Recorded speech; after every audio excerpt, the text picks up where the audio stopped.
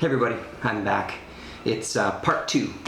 So what I forgot in my jumping all over the place from topic to topic, one of the books for the GNC graphic novel club type format talk or whatever, I don't want to try to appropriate that term by any stretch, but one of the other things that I propositioned Wednesday Serial and Damien about, which I somehow left out of the previous video, was this Electra Assassin. I managed to grab this for a pretty decent price last year, and again, it's just one of those, I know it's not exactly groundbreaking new territory or anything here, but it's one of those miniseries that I've never read, so this collects obviously the whole thing, Electra Assassin number 1 to 8, and then art by Bill Sienkiewicz and Frank Miller doing the writing.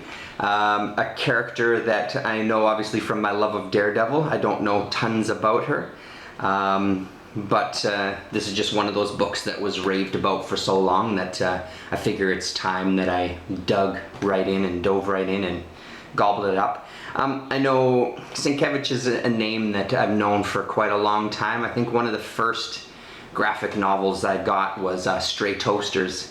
I've got a version of that. I'll try to dig that out at some point as well. Yeah, so I'm excited about reading that one. This one is one that Matt Wednesday Serial was interested in, so hopefully we'll have a chance to talk to him about that. Maybe in the same group with Damien and whoever else is interested. We'll kind of give a little bit of a chat. So on to part 2 of the video. This one is going to be focused on some of the new comics that I picked up recently that I've read, and then we'll see the length of the video. I might just kind of cut it there, but if it's not looking like there's too much time, it'll either be a part 3 or tacked on to the end of this. It'll be talking about the movies that I had mentioned in the previous video. So let's dive right in and go right into the comics. Okay. So I managed to sit down and kind of read. I think I was 5 issues behind on Saga, so I've caught up to that. I accidentally bought doubles of this one.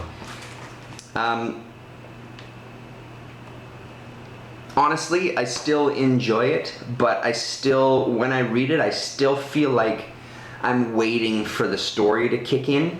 I know that is what the story is. The story is about these people's lives and this turmoil and dealing with the after effects of war and what it's doing intergalactically in this case, and focusing on this child growing up. I just feel like, and again, it's not a criticism. I understand that it's probably the way that it's framed and the way it's supposed to be, but I just find it's not working for me as much. I still enjoy reading it, but I'm not as excited or blown away to read it now as I used to be. It feels like we're kind of just falling into this groove of the story. It's very operatic, soap opera-ish, again, which I know is partially its intent. So I'm not criticizing it as something that it's not trying to be. I think it's doing what it's trying to be very well, but it's just, I'm not as interested in it anymore, I guess is the thing. There's still moments where I go, holy shit, what the hell, and then when I sit with it the next day, it's like, oh, well, that's something that's happened before, and this has happened before, and this has happened before. Oh, hey, look, there's some creature sucking on his own dick. Oh, that's kind of like this shock thing. It's this kind of thing that it seems to be cycling through these same kind of notes, and I'm kind of waiting for it to transition, I guess. So it feels like I hope that it's building up to a transition, and I think the most interesting aspect will be to kind of shut down this part of the story and move on to the child a little more at a different age. Like, let's skip ahead now a couple of years and see what life is like, and start getting into, because from what I understand, I believe that's how it's going to start maneuvering. He has plans for, as many issues as Fiona Staples wants to draw. He wants to keep going with the story, so he's got years and years worth of story planned for these characters. I just needed to move on now. I needed to kind of go to the next phase, I guess. So that's that. I had issue number 1 of Nameless. I thought I had issue 2. I didn't, so I went and hunted it down. So I got to read 2, 3, and 4. Excuse me, 2, 3, and 4. First issue started off really strong, really curious of what the hell was going on and what was going to happen. Second issue, same feeling still, really excited about it. Third issue was more of like a what the fuck. And then fourth issue was completely, what am I even looking at? Where is this even going? What is going to happen? There's a couple of interesting points about this. I did a little bit of research. There was one issue, I wish I could remember the issue. I really should make notes of things before I start doing these videos. There's talk about all this symbology that's on their spacesuits and how it's going to be protecting them, and he talks a little bit about what he thinks is going on. And at one point he says a term that I can't remember off the top of my head, and says, research it, go for it. So I took that as Grant Morrison talking to us saying, hey, research this, go have a read of what this is, and then come back to the story. Reading that completely messed my mind up to some degree. It's talks about this kind of, I can't even, the thing with it is I couldn't really put heads or tails on it. The idea that Cain, from Cain and Abel in the Bible, kind of branched off to become this other religion. And I really should just pause the video right now and find the passage, because it's overwhelming in my mind. So I'll be right back. Okay, so this is Nameless issue number 2, and here's the pages here if you want to see for yourself if you have the issues.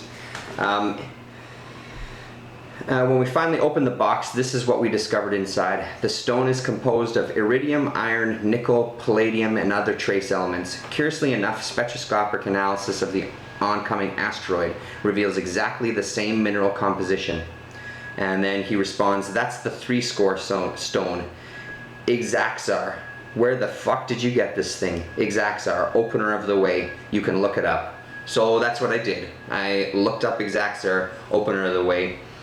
There's a company, a publishing company, that puts out some occult and spiritual books for the left-hand path, Luciferianism, the anti-cosmic tradition of Gnostic Satanism, Luciferianism. Oh my goodness, sorry, I'm completely stumbling, tongue-tied over some of these words, so I'll just give it up there.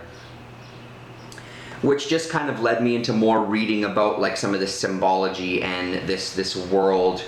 And the little bit that I read, the way that it's written is almost a puzzle in itself, because it's just filled with words that I just have absolutely no reference for.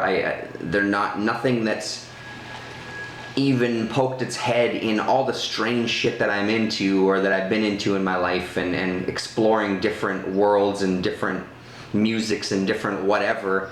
I've never really come across anything like this, and the more I read, the more I was kind of confused as to still what it was, because there was never really an explanation given, the little bit that I looked. But it seems to be a whole occult themed religion, form of Satanism. I don't quite know, but that said, it kind of opens the door as to what this book might turn out to be about. There was lots of symbology as far as what I had read in here. There was even a female figure as well that had numerous arms, bleeding, holding men's genitalia. It was kind of a symbol of what a woman was supposed to be, and kind of rebelling against that, so to speak, like a very aggressive looking woman with these multiple arms holding various things. I think one was a baby hung by an umbilical cord, I believe. So there was all this kind of what could be looked at as evil type of thing, but also looked at in a light of kind of reclaiming yourself as a being. You're not going to be slave to a man. You're not going to be a slave to the idea of becoming a mother, all these sort of things, but still embracing the fact that you are a woman and things. There's a lot there to comprehend. So after I read that second issue and started going into this, I read the third and fourth issues, and it just really feels like, again, with some Grant Morrison work, this one feels really, really dense, because he's the kind of writer who is probably well versed in all of this, whatever it is, this occult reading, this style of symbolism and religion, I guess I use that word loosely, where it's probably jam-packed with things, if you are well versed in this world, that I'm just not. So I think a lot of this goes over my head, and that's kind of how I felt when I got to issue number 4.